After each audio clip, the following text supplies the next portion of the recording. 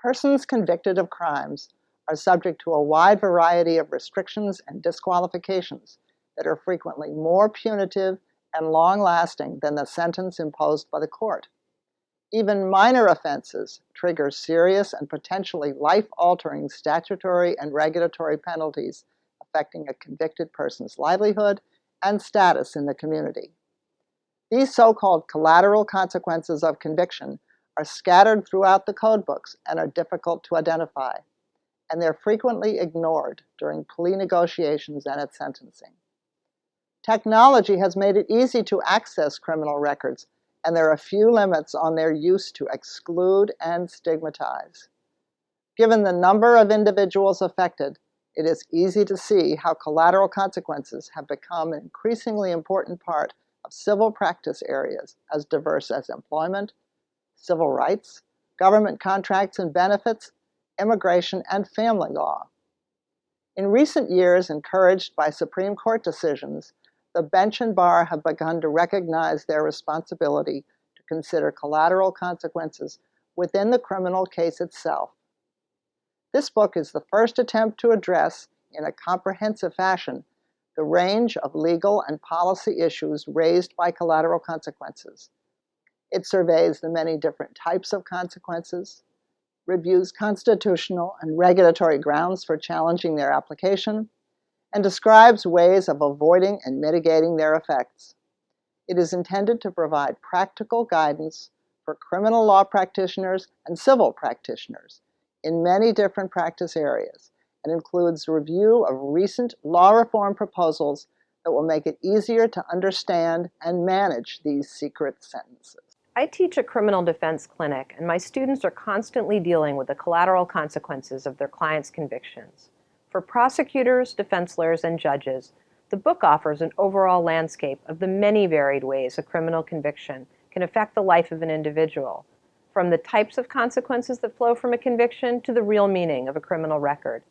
This helps those in practice and those facing criminal charges understand the true consequences of a criminal prosecution. The book goes through each stage of the criminal case to explain the different ways collateral consequences arise in practice, from charging decisions to sentencing. At a time when individuals' criminal records are easily accessible, collateral consequences should be taken into account at each stage of the case. This is not just a book for criminal law practitioners. Civil practitioners can use the book to help clients who are or have been involved in the criminal justice system. There are 70 million individuals' fingerprints in the FBI database, and almost 100 million in the databases of the states, territories, and the District of Columbia. Long after the criminal case is over, civil practitioners need information about how to help clients avoid or mitigate collateral consequences of a criminal case that may be many years in the past. This book does what good criminal law and civil practitioners do in everyday practice.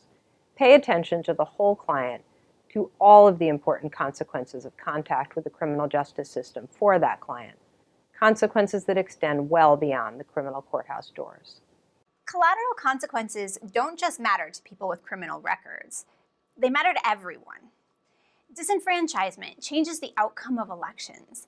Limits on employment affect the economic vitality of neighborhoods. And restrictions on financial aid, access to housing, and occupational licensing exacerbate pre-existing racial and social class disparities. Some collateral consequences make sense. They improve public safety in ways that are fair. But others impose burdens that are not offset by their benefits to society. This book outlines the full range of ways in which people who have served their sentences continue to be affected by long past criminal offenses.